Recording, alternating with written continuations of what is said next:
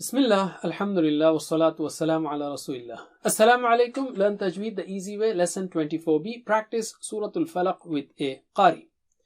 Let's take Tajweed tip first. Allah subhanahu wa ta'ala has ordered us to recite the Quran with tartil.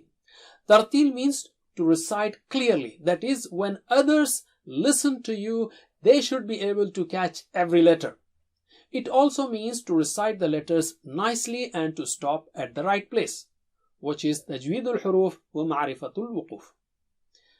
Benefits of reciting with a Qari are you can correct your mudud, that is mads, and your brain will get used to makharij, and you will get practice of having long breaths, and your hesitation of recitation in front of others will go away and you will get confidence in tilawa. But you should get a Tajweed teacher to check your recitation. Only a listener can tell whether you are following the right makharij and sifat. So let us start. Let us practice Suratul Falaq with Sheikh Muhammad Jibreel. Bismillah. Bismillahirrahmanirrahim. Qul a'udhu bi rabbil falaq. Qul a'udhu bi rabbil falaq. Qul a'udhu bi rabbil falaq. Qul a'udhu bi rabbil falaq. Min sharri ma khalaq.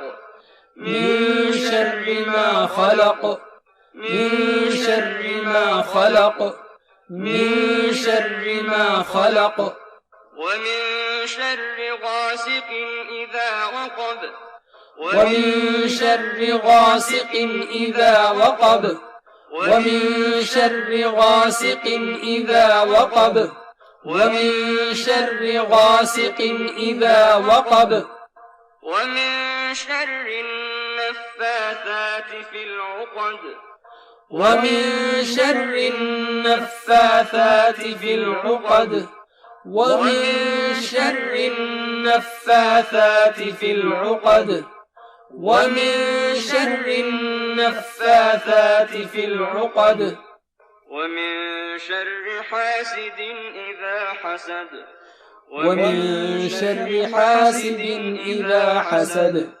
ومن شر حاسد إذا حسد ومن شر حاسد إذا حسد. That's it for now. Jazakumullah khair. Wassalamu alaikum wa rahmatullahi wa barakatuh.